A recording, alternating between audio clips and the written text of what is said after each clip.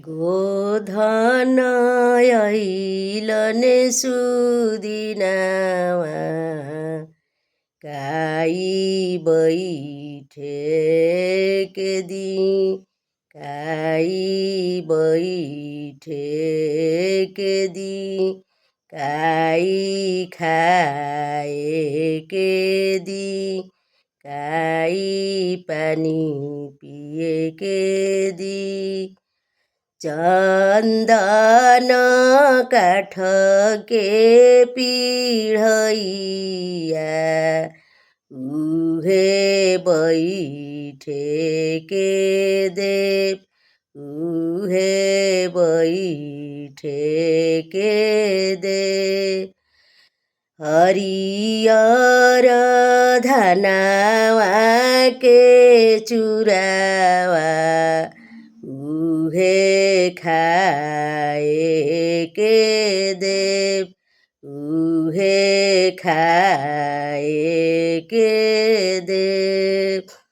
गैया रे सोराही गाई के दूधावा उहे पिए के देव उहे पिए के देव गोधन ऐलने सुदिनामा गाई खाए के दी गाई पानी पिए के दी घोडावा चढल ऐलन आपन भैया मुख में पाकले बिरावा पान मुख में पाकले बिरावा पान करावा चढल ऐलन आपन भैया मुख में पाकले बिरावा पान मुख में पाकले बिरावा पान पितावा गिरावे लने भाभी के आगावा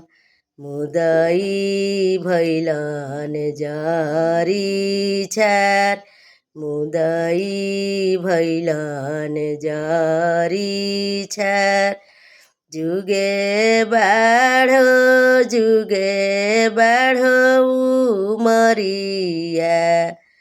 कोहबर में दुलहिन तोहार कोहबर में दुलहिन तोहार जुगे बाढो उमिरिया कोहबर में दुलहिन तोहार कोहबर में दुलहिन तोहार गोधन ऐलने सुदिनामा गाई खाए के दी गाई पियने के दी गाई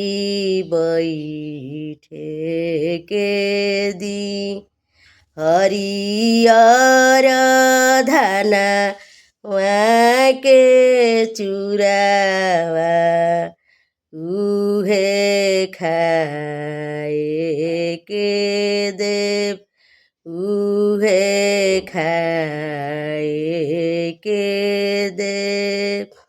गैया रे सोराही गाई के दूधावा उहे पिए के देव उहे पिए के देव चन्दन काठ के पीढ़ैया उहे बैठे के देव उहे बैठे કે દેવ ઉહે બૈઠે